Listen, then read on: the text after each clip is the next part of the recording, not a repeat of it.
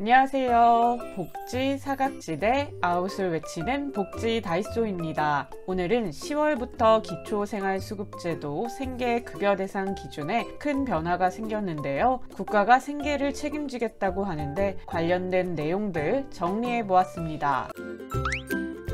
구독, 좋아요, 알림 설정 하시고 복지 받으세요. 복도 받으세요.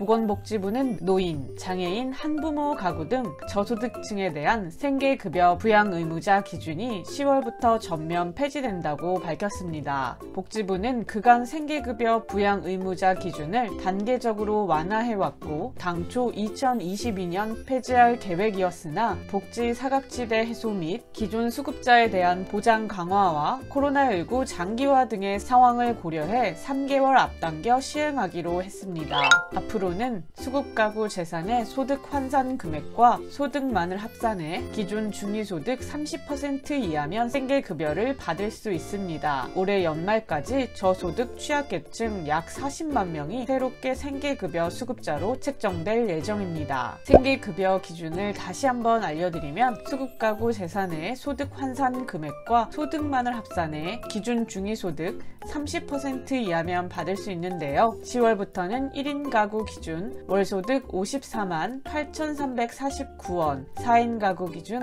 월소득 146만 2,887원 이하면 생계급여를 받을 수 있고 내년부터는 1인 가구 기준 월소득 58만 3,444원, 4인 가구 기준 월소득 153만 6,324만원 이하가 대상이 됩니다. 구체적인 대상 사례를 살펴보면 53살 만성질환자인 기혁씨는 신장 등이 좋지 않은 만성질환으로 인해 노동을 할 수 없는 독거가구로 2년 전 세대가 분리된 24살의 자녀가 취업하기 전까지는 생계급여를 수급했습니다. 하지만 자녀 취업 이후 부양의무자 기준으로 인해서 생계급여 대상에서 제외됐었습니다. 하지만 이번에 바뀐 제도로 인해 기혁씨는 이달부터 생계급여 부양의무자 기준이 폐지돼 건강을 회복해 근로를 할 수 있을 때까지 생계급여를 다시 수급할 수 있게 되었습니다. 하지만 부모 또는 자녀 가구가 연 기준 1억 원을 초과하는 고소득이거나 9억 원을 초과하는 재산을 소유하는 경우에는 생계급여 대상에서 제외되는 예외 조항도 있습니다. 이 때문에 또 다른 사각지대가 발생할 것이라는 우려가 있는데요. 부모 또는 자녀 가구와 교류를 하고 있지 않더라도 이들이 부채를 포함해 9억 원 이상의 주택을 소유하고 있다면 여전히 생계급여를 받지 못하게 되는 것입니다. 지원 내용은 최저 보장 수준, 즉 선정 기준에서 소득 인정액을 차감한 금액을 생계급여로 지원합니다. 신청은 주민등록상 주소지 읍면동 주민센터를 방문하시면 되고 현재 기초생활수급자는 별도 신청이 불필요합니다. 이로써 부양의무자 기준이 완전 폐지된 것은 아닌데요. 교육급여는 2015년, 주거급여는 2018년에 각각 완전 폐지됐고 생계급여도 이번에 대부분 폐지됐지만 아직 의료급여 부양자 의무 기준을 폐지할 계획은 없고 생계급여도 예외 조항이 남았습니다. 빈곤과 질병은 떼래야 뗄 수 없는 관계여서